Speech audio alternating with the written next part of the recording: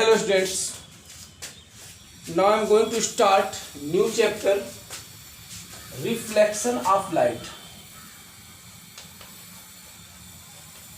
Reflection of light.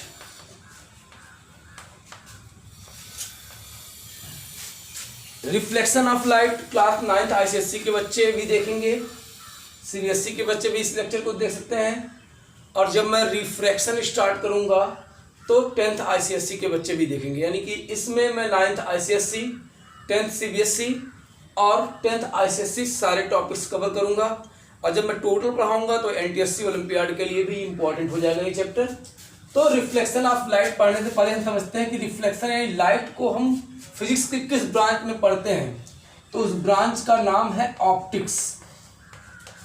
Physics की बहुत सारी ब्रांचेस हैं, जिसमें एक ब्रांच आपने इलेक्ट्रिसिटी देखा था, वैसे ही फिजिक्स की एक दूसरी ब्रांच है जिसको हम लोग ऑप्टिक्स बोलते हैं। ऑप्टिक्स क्या है? The study of light. Optics का मतलब क्या है? The study of light. इसका मतलब है कि हम इस ब्रांच में लाइट के बारे में स्टडी करने वाले हैं। तो जो भी डेफिनेशंस होंगी यहाँ फ्लैश होकर के आता जाएगा, आप उसको नोट भी करते रहिएगा क्योंकि यहाँ सब कुछ लिखना पॉसिबल नहीं है। तो ऑप्टिक्स क्या है? It is the branch of physics, it is the branch of physics in which we deal with the study of light. तो इसमें लाइट की स्टडी करते हैं। अब ऑप्टिक्स में भी दो ब्रांचेज हो गई हैं, ऑप्टिक्स की भी दो ब्रांचेज हैं। एक है रे ऑप्टिक्स, दूसरा होता है वेव ऑप्टिक्स। तो बेसिकली हमें रे ऑप्टिक्स के बारे में देखना है। वेव ऑप्टिक्स हम क्लास 11-12 में देखेंगे, ये चैप्टर 11th में भी आएगा और 12 में भी आएगा। तो बेसिक चीजें क्लास 11th के बच्चे भी इसको देख सकते हैं। रे ऑप्टिक्स की बात करें तो रे ऑप्टिक्स में हम लोग ज्योमेट्रिक ऑप्टिक्स भी इसको बोल सकते हैं, और इसमें हम लोग रे डायग्राम्स के द्वारा डिफरेंट पोजीशंस पे ऑब्जेक्ट का इमेज फॉर्म करेंगे। तो बेसिकली रे ऑप्टिक्स में हमें क्या पढ़ना है? हम लोगों को इस चैप्टर में रिफ्लेक्शन के बारे में देखना है और रिफ्रैक्शन के बारे में देखना है। यानी कि जब हम रिफ्लेक्शन की बात करेंगे तो हमें मिरर की बात भी करनी है, और जब रिफ्रैक्शन की बात करेंगे तो हम लेंस की बात करेंगे। अब मिरर हमारा दो तरह का होगा। यहाँ पे एक मिरर हम बात करेंगे किस तरह का?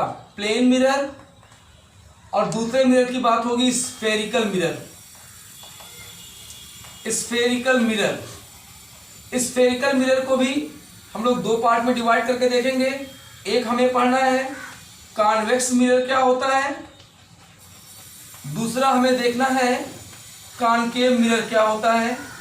ये सारी चीजें जब लेंस की बात करेंगे तो इसमें भी डिफरेंट पोजीशंस ऑब्जेक्ट की दी जाएगी, हमें डिफरेंट पोजीशंस पे ऑब्जेक्ट के इमेजेस फॉर्म करने होंगे। तो लेंस की बात करेंगे तो यहाँ पे भी दो लेंस के बारे में हमें पढ़ना है, कॉन्वेक्स लेंस और कॉनकेव लेंस। इसमें रिफ्रैक्टिव इंडेक्स वगैरह भी आएगा, बहुत सारी चीजें हैं जिसको हम लोग एक एक करके कवर करेंगे। अब रे ऑप्टिक्स की अगर बात करें तो इसमें ऑब्जेक्ट की साइज जो होती है लाइट के वेवलेंथ से ज्यादा होनी चाहिए। वेव ऑप्टिक्स में ऑब्जेक्ट की साइज लाइट के वेवलेंथ के इक्विवेलेंट हो या उसके लगभग बराबर हो, तो वेव ऑप्टिक्स की बात होगी वहां पे। अब वेव ऑप्टिक्स के दौरान हमें क्या क्या पढ़ना होता है? डिफ्रैक्शन, डिफ्रैक्शन, पोलराइजेशन और इंटरफेरेंस।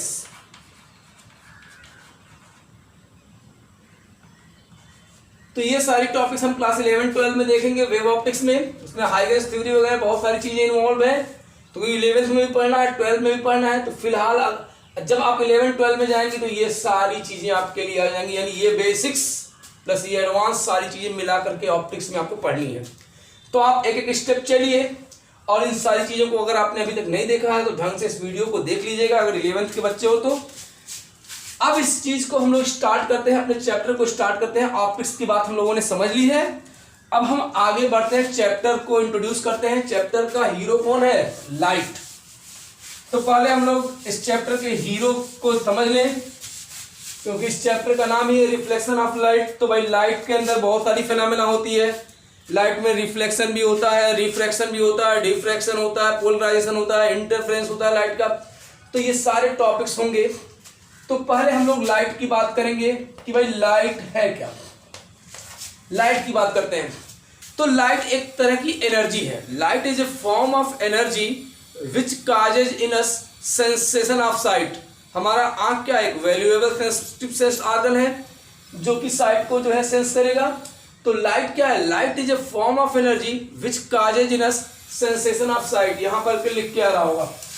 तो ये लाइट की डेफिनेशन है, यानी कि लाइट की वजह से ही हम ऑब्जेक्ट को देख पाते हैं। अगर तुम हमको देख पा रहे हो या हम तुमको देख पा रहे हैं या आप अपने सराउंडिंग्स में ऑब्जेक्ट को देख पा रहे हो, इसका मतलब साफ तौर पे ये है उस ऑब्जेक्ट पे जब लाइट की रेज पड़ती हैं और वो लाइट की रेज रिफ्लेक्ट होकर के हमारी आंखों में आती हैं, तो हमारे आंखों में रेटिना पर जाकर के उसका रियल और इन्वर्टेड इमेज बनता है। तो और वो इमेज जो है ब्रेन को जाता है और हम लोग इमेज को अच्छी तरह से देख पाते हैं और हम लोग पहचान सकते हैं कि ये क्या चीज़ हम देख रहे हैं। तो ये था लाइट के बारे में। अब लाइट के बारे में कुछ पहले स्टार्टिंग में कुछ इंपॉर्टेंट चीज़ें बता दें। अगर लाइट पढ़ा रहे हैं तो कुछ चीज़ें बता दें।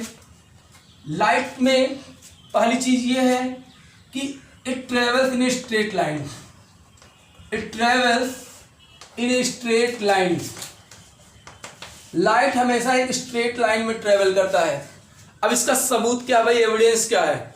अगर आप धूप में खड़े हो जाते हो तो आपका जो इमेज फॉर्म होता है वो एकदम शार्प इमेज फॉर्म होता है। अब ऐसा नहीं ना कि पेट यहाँ से यहाँ निकल गया, मुंडी इधर सरक गई, हाथ इधर चला गया। जैसा तुम्हारा शेप है, लाइट की रेज तुम पर पड़ती है तो बिल्कुल वैसा ही शार्प शैडो कास्ट होता है।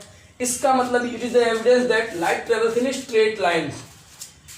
कुछ एक और जरूरी बात मैं आपको बताने के बाद स्टार्ट करूं।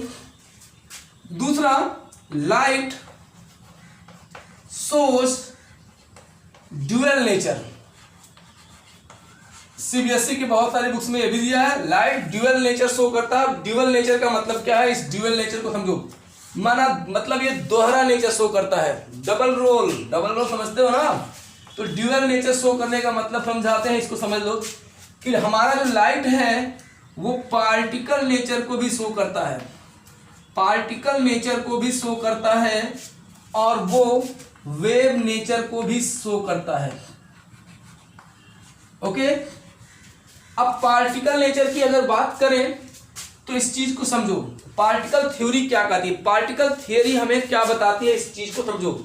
Particle theory says that light travels in a medium in the form of small bundles or packets. These bundles or packets are known as photon or quanta. So light travels in a medium in the form of small bundles or packets. These bundles or packets are known as photon or quanta, and the energy of these photons is equal to E is equal to h nu. Nu एक Greek word है। h जो तुम्हारा यहाँ पे है वो Planck constant है और न्यू क्या है, फ्रीक्वेंसी ऑफ लाइट है। न्यू क्या है, फ्रीक्वेंसी ऑफ लाइट। अब आप अभी क्लास 9th और 10th के बच्चे हो तो प्लैंक कांस्टेंट के बारे में भी थोड़ा सा बाद में आप लोग ऑलरेडी फिजिक्स में जब पढ़ोगे तो जान जाओगे। तो फिलहाल तो मैंने सिर्फ इतना बता दिया कि अगर वो पार्टिकल नेचर शो कर रहा है तो वो छोटे छोटे बंडल्स या पैकेट्स के रूप में मीडियम में ट्रेवल करेगा, और जिनको हम फोटॉन या क्वांटा बोलते हैं और उनकी एनर्जी होती है E is equal to H nu. H आपका प्लैंक कांस्टेंट है, न्यू फ्रीक्वेंसी ऑफ लाइट है। तो ये पार्टिकल थ्योरी बोलती है। हमें पार्टिकल नेचर के बारे में ही पढ़ना है इस समय अपने चैप्टर में। वेव नेचर की जब बात करेंगे हम तो वेव थियरी क्या कहती है, according to the wave theory light is an electromagnetic wave. Wave theory कहती है कि light is an electromagnetic wave. ये बोलता है कि लाइट एक इलेक्ट्रोमैग्नेटिक वेव है which travels in a medium at a very high speed of the order of 3 into 10 to raise the power 8 metre पर सेकेंड। स्पीड लाइट की याद कर लीजिएगा। एयर या वैक्यूम में इतना लिखते हैं, जनरली वैक्यूम में थोड़ा ज़्यादा होता है लाइट की स्पीड, लेकिन इतना ज़्यादा नहीं होता कि हम लोग अलग अलग वैल्यू लिखें। तो 3 into 10 to raise the power 8 metre पर सेकेंड इसकी स्पीड होती है एयर या वैक्यूम में। तो वेव थियरी बोलती है कि light is an electromagnetic wave which travels in a medium in the at a very high speed of the order of 3 to 10 to the power 8 metre पर second. अब ये तुम्हारे दिमाग में पिंच कर रहा होगा भाई ये इलेक्ट्रोमैग्नेटिक वेव क्या है। तो क्लास 9th में साउंड चैप्टर पढ़े थे, वेव में बहुत सारा चीज आपने देखा था, वहां पे वेव पढ़ाया था, पीरियोडिक डिस्टर्बेंस को वेव कहते हो, ट्रांसवर्स वेव आपने देखा था, लॉन्गिट्यूडनल वेव बोला था। मैंने कहा था अगर ब्रॉड कैटेगरी देखा जाए वेव का तो वेव को दो कैटेगरी में डिवाइड किया गया था, एक मैकेनिकल वेव था और एक इलेक्ट्रोमैग्नेटिक वेव था। तो मैकेनिकल वेव बताया था मैंने, the wave which requires a material medium for their propagation is called mechanical wave, जैसे साउंड वेव। फिर मैंने इलेक्ट्रोमैग्नेटिक वेव के बारे में भी वहां बताया था कि the wave which do not require any material medium for their propagation is called electromagnetic wave. तो जैसे हमने कहा लाइट वेव, अगर हम लाइट वेव की बात करें तो वो इलेक्ट्रोमैग्नेटिक वेव है। तो इलेक्ट्रोमैग्नेटिक वेव का मतलब क्या है, the wave which do not require any material medium for their propagation is called electromagnetic wave. और इलेक्ट्रोमैग्नेटिक वेव है उसका एग्जांपल क्या है, लाइट वेव्स। अच्छा आगे बढ़ता हूं। अब इसमें थोड़ी सी और चीजें हम आपको बता दें, तो ये सारी चीजें तो आपको लिखनी है और याद भी करनी है, फ्लैश होकर के आएगा, इसको लिखते रहिएगा। अब जब हम ये बातें समझ गए हैं कि भाई पार्टिकल थ्योरी क्या है, वेव थ्योरी क्या है, तो इसको थोड़ा हम आगे बढ़ाते हैं। तो अब हम ऑब्जेक्ट के बारे में भी समझ लें, उसके बाद हम चर्चा आगे बढ़ाएंगे अपने। तो चीजों को नोट करते जाइएगा ढंग से।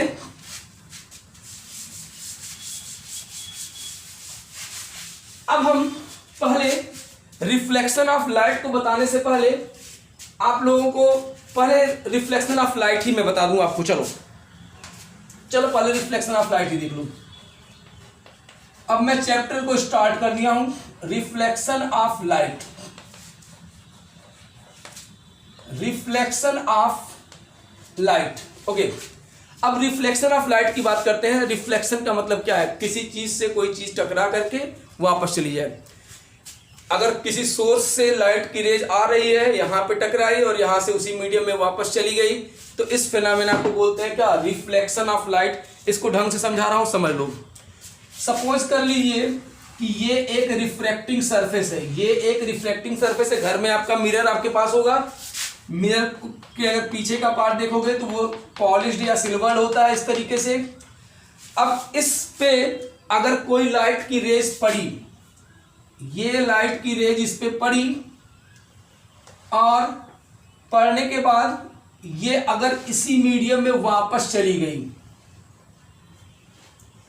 तो इस फिनोमेना को बोलते हैं reflection of light. Definition flash होके आ रहा होगा, समझ लीजिए कि रिफ्लेक्शन ऑफ लाइट क्या कहता है, the bouncing back of light in the same medium after striking from a reflecting surface is called reflection of light.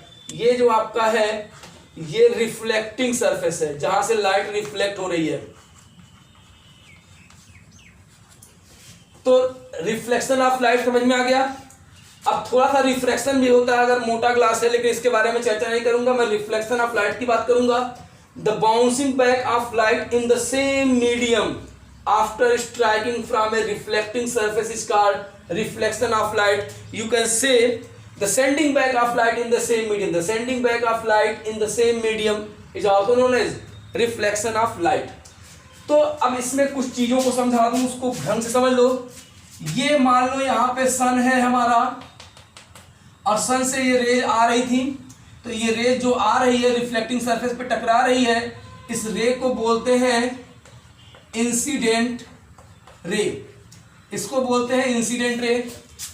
और जो रे इमर्ज आउट हो गई रिफ्लेक्शन के बाद, उस रे को हम लोग बोलते हैं रिफ्लेक्टेड रे।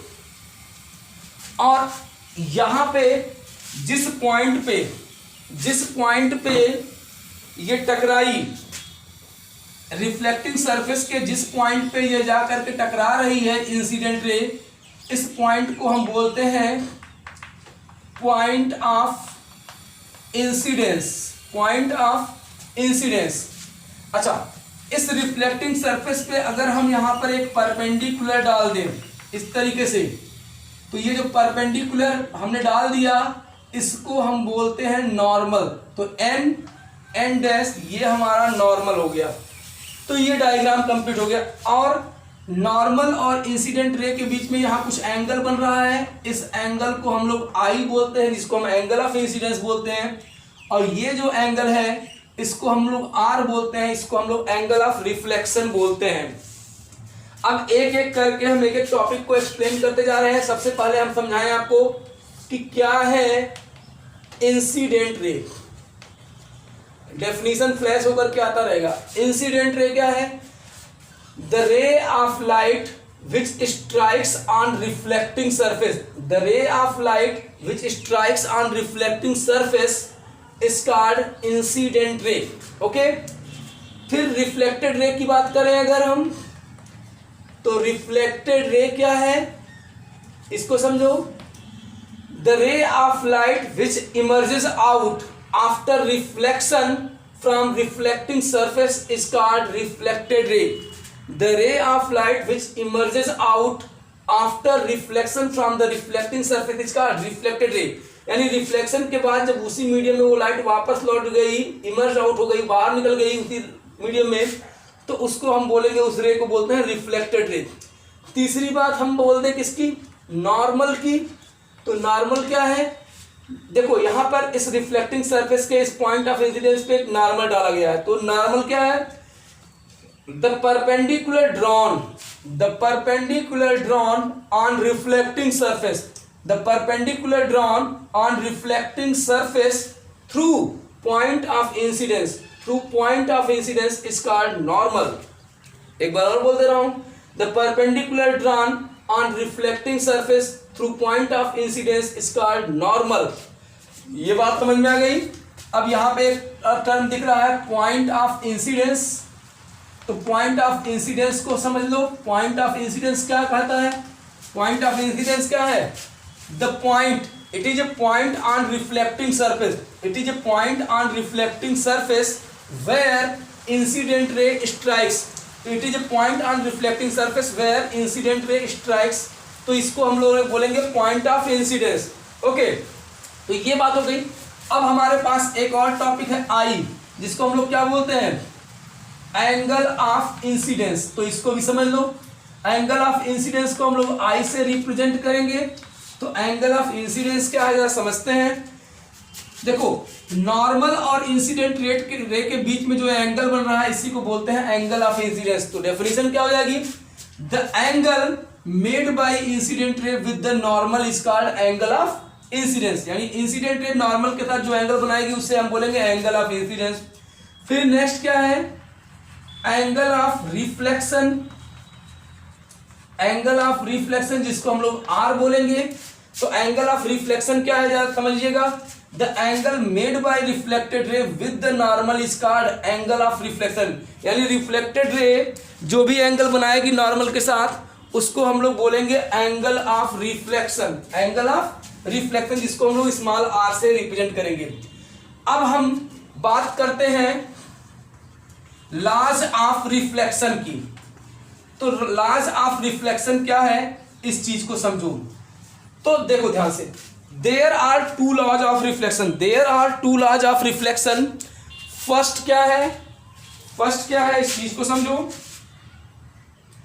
पहला है angle of incidence is equal to angle of reflection. तो according to the first law of reflection angle of incidence is equal to angle of reflection. It is the first law. यानी कि जब कभी भी reflection होगा, चाहे वो regular reflection हो या फिर वो डिफ्यूज्ड रिफ्लेक्शन हो, तो अगर रिफ्लेक्शन हो रहा है तो i will be equal to r, यानी angle of incidence will be equal to the angle of reflection. Must से ओके। अब जो है यहाँ पे हम लोग बात करेंगे, सेकेंड बात कर लेते हैं। सेकेंड लॉ क्या कहता है रिफ्लेक्शन का? तो यहाँ देखो, ये जो आपका बोर्ड है वो एक प्लेन है। पहले आप डेफिनेशन समझ लीजिए। According to the second law of reflection, according to the second law of reflection, incident ray, reflected ray and normal at the point of incidence all lies in the same plane। ये जो हमारा green board दिख रहा है आपको, ये एक plane है और इसी प्लेन में मैंने इंसिडेंट रे को भी ड्रा कर लिया, रिफ्लेक्टेड रे को भी ड्रा कर लिया और नॉर्मल को भी ड्रा कर लिया। तो ये एक 2D प्लेन है जिसमें हमने सारे रेज को ड्रा कर लिया, नॉर्मल के साथ इन दोनों को भी ड्रा कर लिया। तो ये सब एक ही प्लेन में है।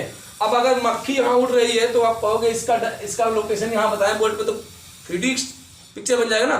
तो 3D ज्योमेट्री आप क्लास 11-12 में पढ़ाया जाएगा। तो ये बात समझते हैं। तो यहाँ पे आपको समझ में आ गया कि incident ray, reflected ray and normal all lies in the same plane according to the second law of reflection. तो ये बात चलो हमने कर लिया।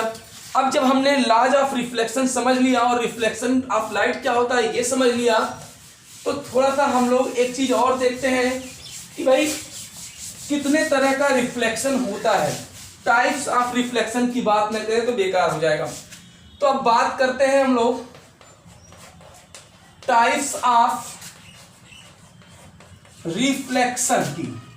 टाइप्स ऑफ रिफ्लेक्शन की बात कर लिया जाए तो देखो रिफ्लेक्शन दो तरह का होता है। पहला होता है regular reflection. Regular reflection, regular reflection क्या है इस चीज को समझ लो। जैसे ये एक रिफ्लेक्टिंग सरफेस है, सपोज कर लो भाई ये एक रिफ्लेक्टिंग सरफेस है, ध्यान दे रहे हो, और बहुत सारी रेज, कैसी रेज, पैरेलल रेज। तो पैरेलल बीम ऑफ लाइट इसको बोलते हैं। बहुत सारी रेज है तो पैरेलल बीम ऑफ लाइट बोलते हैं उनको। तो पैरेलल बीम ऑफ लाइट इस रिफ्लेक्टिंग सरफेस पे इंसिडेंट हुई और उसके बाद जो रिफ्लेक्टेड रे है, सारी रिफ्लेक्टेड रेज भी आपस में क्या हो गई, पैरेलल हो गई। तो इस तरह का रिफ्लेक्शन क्या कहलाएगा, रेगुलर रिफ्लेक्शन कहलाएगा। तो ये बात समझ में आ गया। तो व्हेन, यहां देखिए इसको, तो व्हेन ए पैरेलल, ध्यान देना, when A parallel beam of light falls on a smooth surface या smooth and highly polished surface, then reflected ray या the reflected beam is also parallel and directed, देखो ध्यान से, and directed in a fixed direction. Such type of a reflection is called regular reflection. तो अगर parallel beam of light किसी highly polished या smooth surface पे पड़े और जो रिफ्लेक्टेड रेज हैं वो भी आपस में पैरेलल हो और एक डायरेक्शन में डायरेक्टेड हो, फिक्स डायरेक्शन में डायरेक्टेड हो, तो ऐसे रिफ्लेक्शन को बोलेंगे क्या, रेगुलर रिफ्लेक्शन। चलो ठीक है, अब हम बात करते हैं डिफ्यूज्ड या इरेगुलर को। डिफ्यूज्ड रिफ्लेक्शन की बात करते हैं। डिफ्यूज्ड रिफ्लेक्शन की बात करते हैं तो जरा देखो, अगर रफ सरफेस ऐसा कुछ है, आपको दिख रहा है कि नहीं, पहले मैं चेक कर लूं, बिल्कुल दिख रहा है। तो ये डिफ्यूज्ड रिफ्लेक्शन है। ओके, तो डिफ्यूज्ड रिफ्लेक्शन में क्या है, एक रफ सरफेस है, उस रफ सरफेस पे पैरेलल बीम ऑफ लाइट आप इंसिडेंट कराइए, एकदम पैरेलल रेस आप रिफ्लेक्ट कराइए, इंसिडेंट कराइए। तो एक रे इधर चली गई, दूसरी रे ऐसे यहां चली गई, तीसरी रे यूं चली गई, चौथा रे ऐसे चला गया। तो इस तरह का जो रिफ्लेक्शन होता है वो डिफ्यूज्ड रिफ्लेक्शन होता है। यानी कि ऐसा रिफ्लेक्शन जिसमें parallel beam of light reflection के बाद, किसी रफ सरफेस से रिफ्लेक्शन के बाद आपस में पैरेलल ना हो, आपस में पैरेलल ना हो और स्प्रेड हो हर डायरेक्शन में, यानी हर डायरेक्शन में वो रे स्प्रेड हो जा रही है, कोई यहाँ जा रहा है, कोई यहाँ जा रहा है, कोई इधर जा रहा है, कोई इधर जा रहा है। तो यहाँ देखो एक ही डायरेक्शन में डायरेक्टेड थी, ये अलग स्प्रेड हो गई ये रिफ्लेक्टेड रे। तो ऐसा रिफ्लेक्शन क्या कहलाता है, डिफ्यूज्ड रिफ्लेक्शन कहलाता है। तो जब डायग्राम पर ध्यान दीजिएगा, तो when A parallel beam of light falls on A rough surface, then the reflected light is not parallel. The reflected light is not parallel but spread in all direction. But spread in all direction. देख लो यहाँ पे all direction में spread हो रहा है। Such type of a reflection is called diffused reflection. अब diffused reflection का example क्या है? Reflection from कोई भी wooden surface हो, तो reflection from wooden surface ये example हो गया। अच्छा, अगर रेगुलर रिफ्लेक्शन का एग्जांपल कोई पूछे तो क्या बोलोगे भाई, light reflected from search light. Search light से जो लाइट रिफ्लेक्ट होती है वो रेगुलर रिफ्लेक्शन कहलाएगी। तो ये सारी चीजें एग्जांपल में आ जाएंगी। ओके, ऑटोमोबाइल, आपकी गाड़ियों का जो हेडलाइट होता है उसमें भी कैसा रिफ्लेक्शन होता है, रेगुलर रिफ्लेक्शन होता है। तो ये सारी चीजें आपने रिफ्लेक्शन के बारे में जान ली। ओके, अब हम लोग थोड़ा आगे बढ़ते हैं। अब ऑब्जेक्ट की भी बात कर लेते हैं भाई। ऑब्जेक्ट, मैंने कहा कि कोई भी चीज हमें कैसे दिखाई देती है, जब किसी भी ऑब्जेक्ट पर लाइट की रेज पड़ेगी और वो रिफ्लेक्ट होकर हमारी आंखों में आएगी तो रेटिना पे उसका रियल और इन्वर्टेड इमेज बन जाएगा और वो चीज हमें दिखाई देगी। तो ऑब्जेक्ट के तरीके, यानी इस चैप्टर में ऑप्टिक्स में ऑब्जेक्ट दो तरह के होंगे। पहला क्या है, ल्यूमिनस। ल्यूमिनस इन्वर्टर बैटरी का नाम सुना है, ल्यूमिनस ऑब्जेक्ट। ल्यूमिनस ऑब्जेक्ट क्या है, फ्लैश होकर क्या आ जाएगा यहाँ पे, देखते हैं हम। The object which emits their own light, the object which emits their own light is called luminous object। Example क्या है, बर्निंग कैंडल। अगर ल्यूमिनस ऑब्जेक्ट का एग्जाम्पल चाहिए तो बर्निंग कैंडल, इलेक्ट्रिक बल्ब अगर वो जल रहा है, इलेक्ट्रिक बल्ब। तीसरा सन। तो ये सब ल्यूमिनस ऑब्जेक्ट है। ये क्या है, ल्यूमिनस ऑब्जेक्ट है जो अपनी खुद की लाइट को इमिट करती हैं। तो the object which emits their own light is called luminous object. Okay, अच्छा हम लोग बात कर लेते हैं नॉन ल्यूमिनस ऑब्जेक्ट की।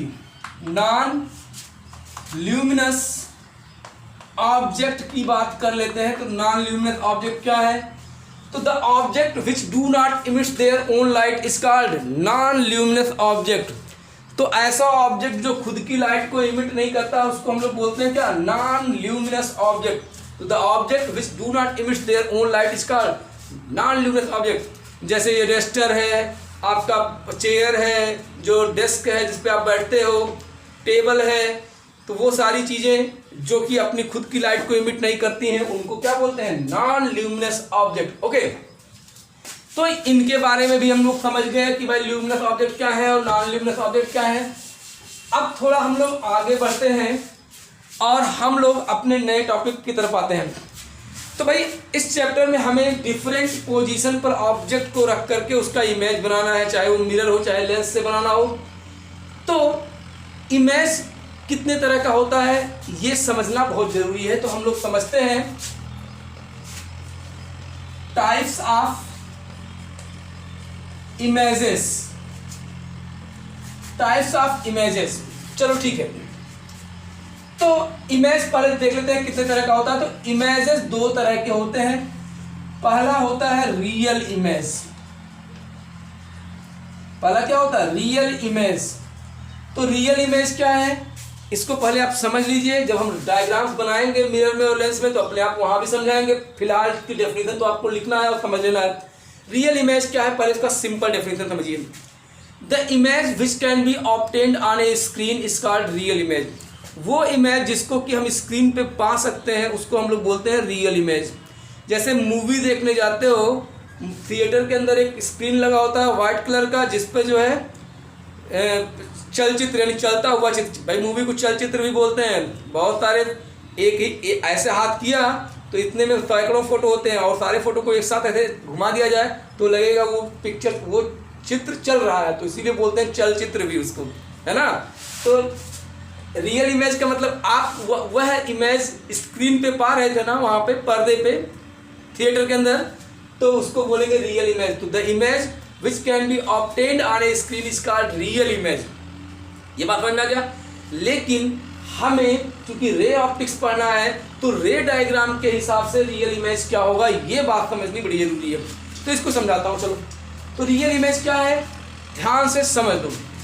If the rays of light, if the rays of light meets actually at a point after reflection or refraction, then the image so formed at that point is called real image। यानी कि reflection या refraction के बाद अगर raise actually किसी point पे जाकर के मिल गए, एक्चुअली रेज आई और किसी पॉइंट पे जाकर के मिल गई, तो उस पॉइंट पे जो इमेज बनेगा वो क्या होगा, रियल इमेज होगा। क्या होगा, रियल इमेज होगा।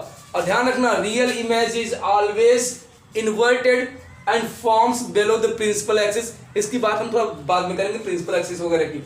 फिलहाल ये बात तो समझ में आ गई।